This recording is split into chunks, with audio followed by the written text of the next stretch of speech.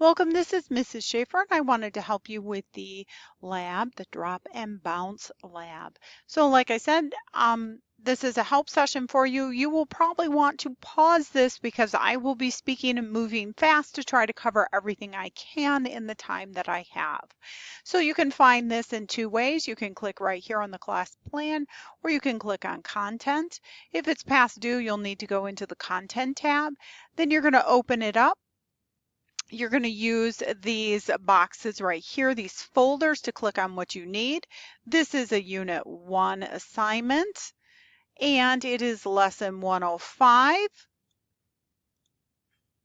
So you can click on that and open it up, scroll to where you need to, and you'll see all the information here. There's some reading, the instructions. You'll want this instructions. And then there is the assignment lab itself. So click on that. This is a viewable only document because it's a master copy. So what you're going to want to do is hit File, Download As, and you can download it as a Word document. It will download onto your computer so that you can now edit.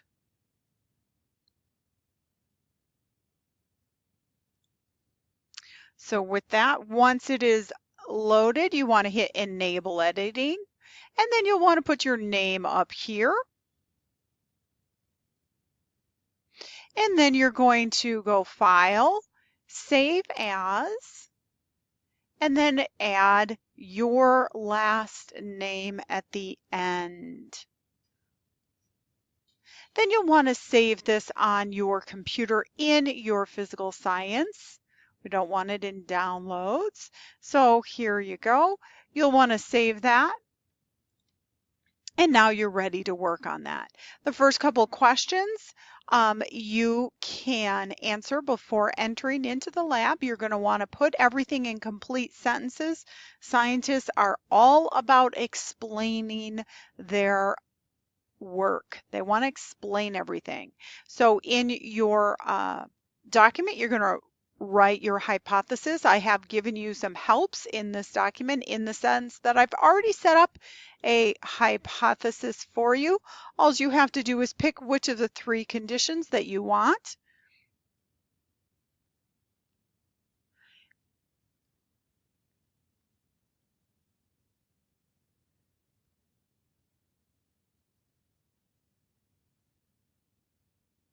You're just going to pick that up, and you can choose increase, decrease, or stay the same. So you're going to have that. You could also use if. You can say if the drop height increases, the bounce height will. The next question, we're talking about energy. We know that in class we divided it into two types of energy. There's the energy of motion and the stored energy. So in this case, you're comparing the type of energy for before you drop the ball and the type of energy after you drop the ball. So you're going to add these whichever type of energy, radiant, thermal, sound, electrical movement, motion, chemical, nuclear, gravitational, stored energy, or elastic. You're going to answer those questions right below in full sentences. And then your next part is to go in and collect the data. To collect this data, we need to go into the lab. So now we want to head back to our lesson 105. You will want to read the material in the lesson. It will help you out. It will explain a lot of things that I'm not taking the time to explain. Go into investigations. It will load up the page to read. And you will see that on the second page, here is the lab. You'll click on this. And then you'll also click on this link, and it will open up our lab. You can go through that tutorial, but right now we're going to begin the lab.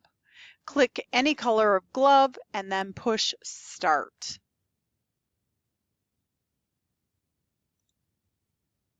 And it shows you the lab. For this, we'll definitely want to have those instructions to help us out. because it's going to tell us what we need to do. And with that, I'm going to throw them really quick up on the board so that you can see them. You'll find these instructions in your instructions in the course. We also did this in the classroom. So we have different types of material that we're going to drop from specific heights, and then we're going to measure the drop, the bounce height for that. All right, so I need to pick up this golf ball. I need to go to the 20 centimeter mark. To do this, I'm going to make sure my ball, the bottom of it, is just at that mark of 20. I'm going to pull it out just a little bit, and then I'm going to drop it.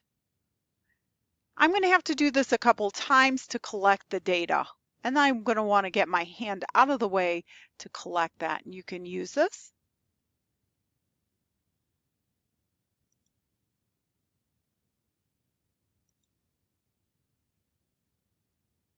So I'm going to take those 3 data points and average them together to get my answer. Now I'm going to move to the 40.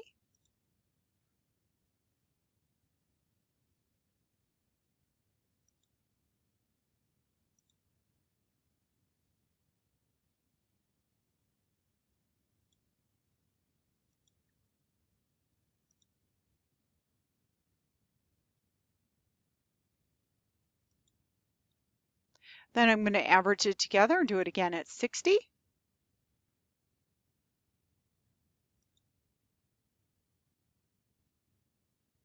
So I'm just checking the bottom of the ball where it hits on this ruler on its bounce height.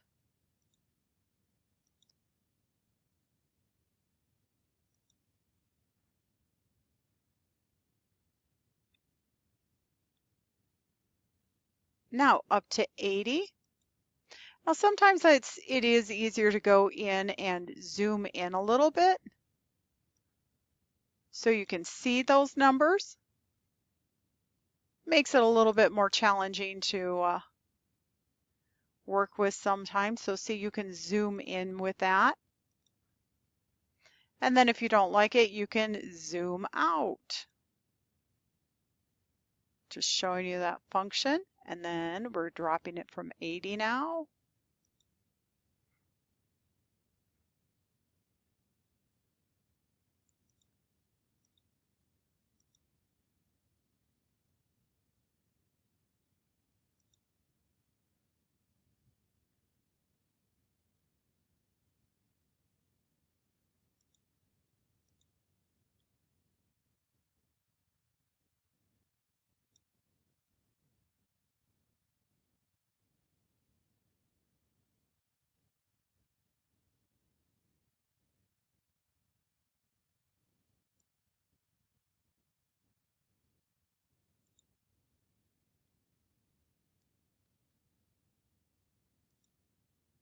And lastly, the 100 mark.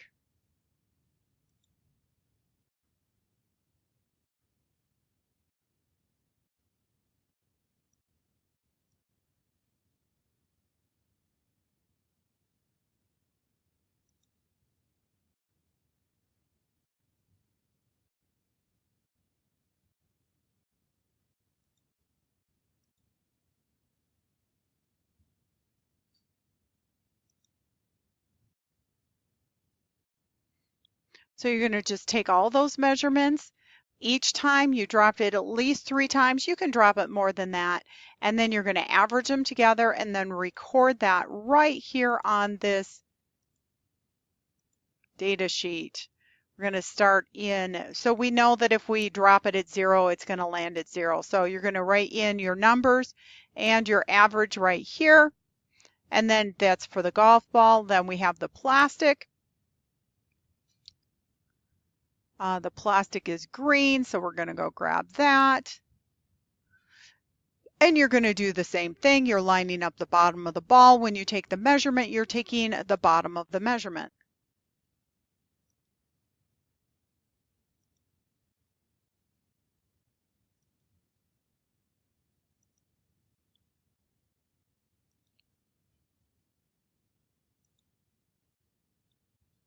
So you're going to keep doing that for each one. The 40, the 60, the 80,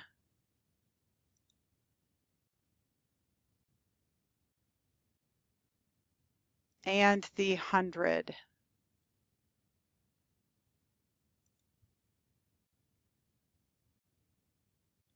And then you're going to collect that data. Your next step after that is to go back into the lab report. You're going to take all of this data. Then you're going to determine what the dependent variable and the independent variable is. Check that out. Super important to know. Remember that IV, independent variable, is about what that's that letter key, change. And the dependent variable is about the data I collect. The next thing you're going to do is graph your data. You're going to plot some points. There are several ways and helps in there. You can see the helps in the instruction of how to do this. I'm going to show you quickly how to do this in Word. So what I'm going to have, and I am going to make up some numbers. Please don't use my numbers because they will not help you. But I'm going to insert a shape, and I can, for different balls, choose different shapes. So maybe I'm going to choose this ball, this shape for the golf ball, and I'm going to want to shrink it down. And then I can shrink it down and drag it. Say pretend that when I dropped the ball, the golf ball at 20, it bounced 20 back. And I'm going to place it right there. And I can just keep going back to insert, shape, and use the same shape for each one. So if I have the golf ball, I can go through and track that. Now I'm just making up numbers here, so don't use that. So I have that. I'm going to place a key because that's what my instructions say to do. If I scroll up here, I need to have a different symbol and then make a key. So I'm going to make sure I have a key, and I can just hit enter and then place my shape.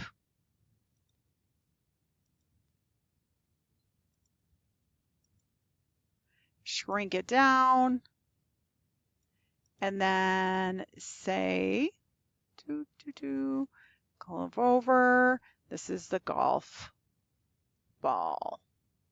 And then I'll do another for the plastic ball. Now you can do all of the balls and check it out. You're only being graded on those two for the data collection, but it's a lot of fun to see what happens. Now you want to analyze your data. To do this, you need to restate your hypothesis. Very critical that you restate your hypothesis. Then you're going to tell me if your hypothesis was correct or not, and you're going to use this data table to give you the answers. You need to use this data table. There should be data points in this answer. And then it says, determine if there's a relationship, a direct relationship, no relationship, or an inverse relationship. To figure out what that means, you're going to want to come back to this lesson, and in the Dropbox there was a document for you to look at. Right here, if you click on this document is there for you. You want to download that, and that will explain if there is a relationship. You can see it right here. The last question is, you can now predict what will happen by inserting a trend line. So let me quickly show you this. So this is an insert. You're going to go to shape, you're going to insert a line, and you're going to try to connect these dots, some below, some above, to make that prediction. And then you can answer that question. I hope that helps. If you have any further questions, check the directions and the resources, and we'll see you next time.